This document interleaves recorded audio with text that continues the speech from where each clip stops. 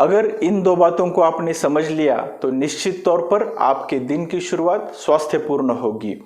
मेरा नाम है डॉक्टर स्नेहल कुमार रहाणे। मैं एक आयुर्वेद चिकित्सक और पंचकर्म एक्सपर्ट हूँ और आज के इस वीडियो में हम बात करने वाले हैं जो आयुर्वेद ग्रंथों में बताई है।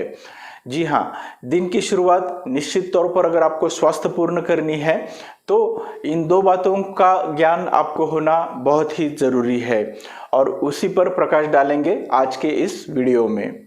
हमारे दिन की शुरुआत कैसे होती है? सुबह हम जागते हैं, हमारे सब प्रातः विधि करते हैं, दिन का प्लानिंग करते हैं और दिन की शुरुआत करते हैं।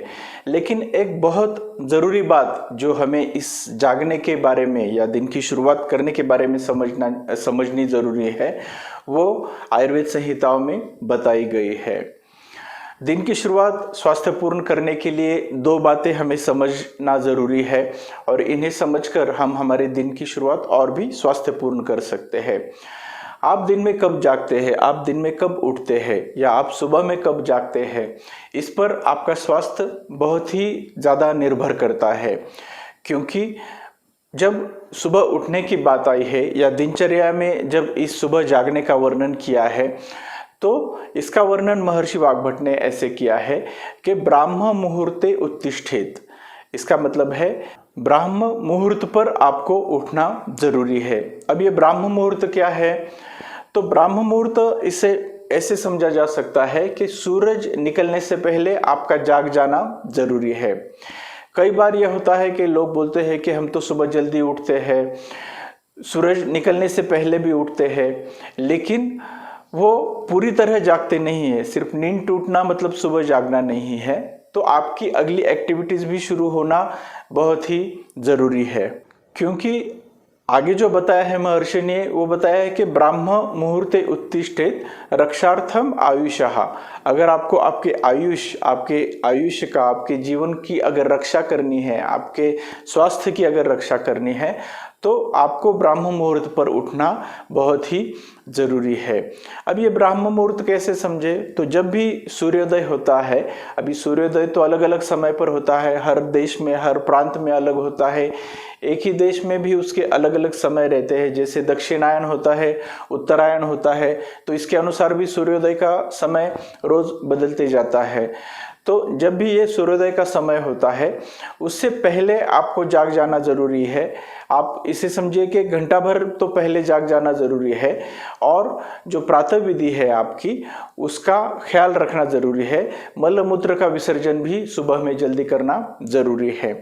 आगे जो एक शब्द महर्षि वाग्भट ने इसमें यूज किया है, इसका इस्तेमाल किया है, उसमें उन्होंने बताया है कि शरीर चिंता मतलब जब भी आप सुबह उठते हैं तो पहला जो आपका थॉट है, पहला जो आपका विचार है वो आपके शरीर के बारे में आना चाहिए।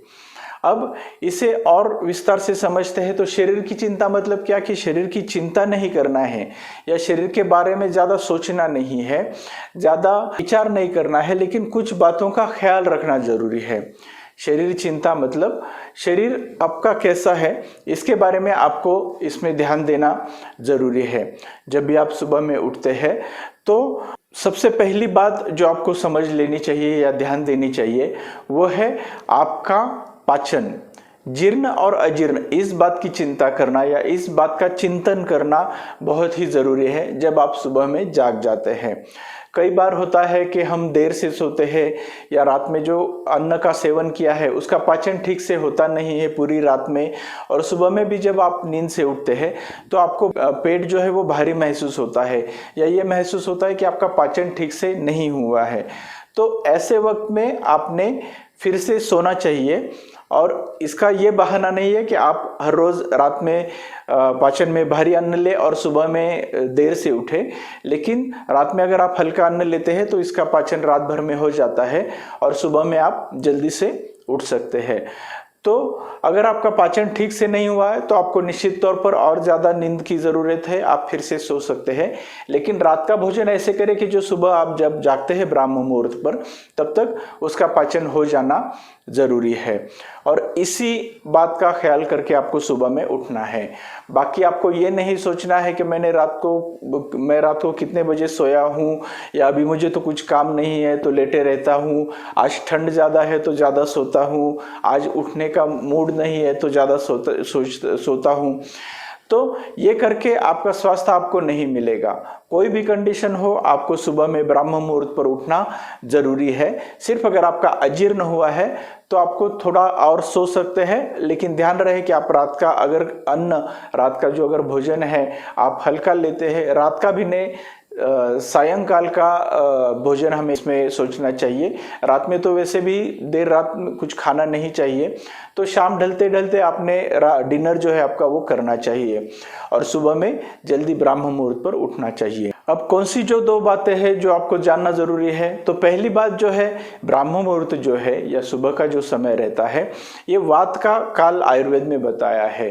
वात दोष जो हमारे पूरे शरीर का संतुलन करता है, पूरे शरीर का संचलन करता है, पूरे शरीर को कंट्रोल करता है, तो उसका एक्टिव समय जो है ये सुबह का समय रहता है, सुबह का वक्त रहता है।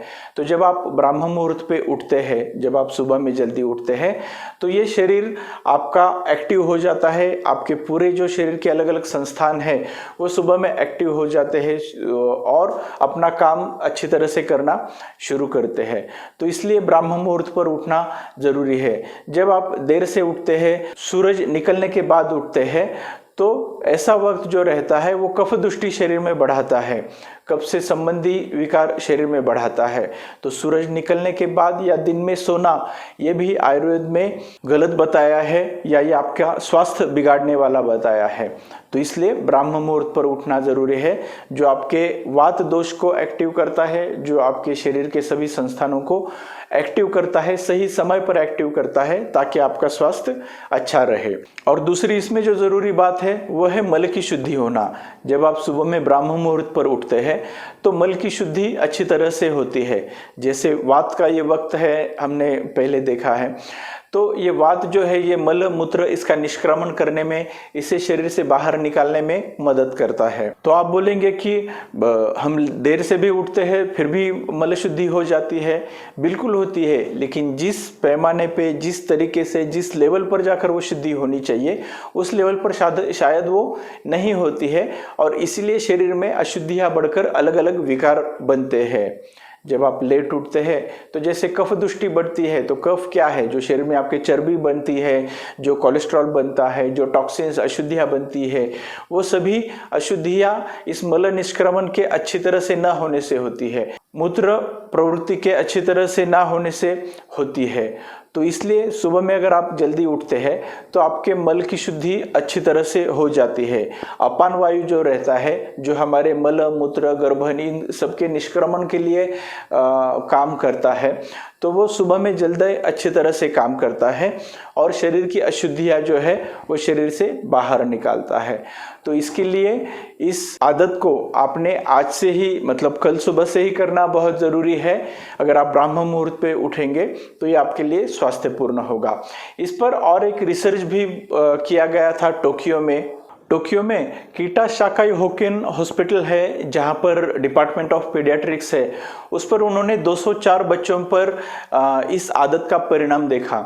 उन्होंने रिसर्च किया और देखा कि 204 बच्चे जो जल्दी उठते हैं उन पर उन्होंने उनका अभ्यास किया, और ये पाया गया जो बच्चे सुबह में जल्दी उठते हैं, ब्राह्म मुहूर्त पर उठते हैं, तो उन्होंने उन बच्चों में फिजिकल एक्टिविटी अच्छी होती हुए देखी है और मेंटल एक्टिविटी ज़्यादा अच्छी होती है। मेंटल एक्टिविटी मतलब आप दिन भर एक्टिव रहना, मेंटली फ्रेश रहना, प्रिपेयर्ड रहना चैलेंजेस को फेस करने के लिए, या जो भी आपका दिन का क्रम है उसे अच्छी तरह से करने के लिए। दूसरी और इसमें उन्होंने ज़रूरी बात देखी, आगे जाके जब ये रिसर्च कंटिन्यू हुआ तो उन्होंने देखा कि जो बच्चे सुबह में जल्दी उठते हैं उनमें जो मेटाबॉलिक डिसऑर्डर्स होते हैं, या ओबेसिटी, वजन बढ़ना, कोलेस्ट्रॉल बढ़ना, डायबिटीज़, ब्लड प्रेशर, ऐसी जो विकार होते हैं, तो वो होने की संभावना नहीं हुई है। और जो बच्चे देर से उठते हैं उनमें इस प्रकार के विकार होने की संभावनाएं ज़्यादा बढ़ गई थी। और साथ ही कार्डियोवैस्कुलर डिसीज जो है, मतलब दिल से संबंधित जो विकार है, जैसे दिल के काम में बाधा आना, कोलेस्ट्रॉल बढ़ जाना, हृदय का आकार बढ़ जाना, हृदय की जो वॉल्व्स है उसमें विकृतियां निर्माण होना, तो इनके लिए भी अगर आप सुबह में जल्दी उठते हैं तो ये आपके विकारों को नियंत्रित रखता है। जिन्हें विकार नहीं है उसे रोकने में भी मदद करता है। तो ये आज आयुर्वेद ग्रंथ की बात हम आपके सामने लेकर आए कि अगर आपको स्वस्थ रहना है, आपके दिन की शुरुआत अगर स्वास्थ्यपूर्ण करनी है, तो निश्चित तौर पर आपको सुबह में ब्राह्म मुहूर्त पर उठना बहुत ही ज़रूरी है। इस चैनल पर हम वो बातें लेकर आते हैं जो आयुर्वेद ग्रंथों में लिखी है, और विश्वास कीजिए एक एक वीडियो बनाने में हमें महीनों लग जाते हैं। इस पर हम अलग अलग रिसर्च करके आपको कौन सी भाषा में ये अच्छी तरह से समझ पाए, इस पर अभ्यास करते हैं और तभी एक वीडियो बनता है। तो आपसे गुजारिश है कि ज़्यादा से ज़्यादा इस वीडियो को फैलाइए। हमारा उद्देश्य है एक स्वस्थ इंडिया और स्वस्थ दुनिया हम बना पाए, ज़्यादा से ज़्यादा लोगों तक आयुर्वेद का ज्ञान पहुँचे और वो आयुर्वेद को फॉलो कर सके। तो अगर आपने भी इस चैनल को सब्सक्राइब नहीं किया है तो ज़रूर कीजिए और औरों से भी करवाइए। अगली वीडियो में फिर से मिलेंगे, तब तक खुद का ख्याल रखिए। निरोगी भव।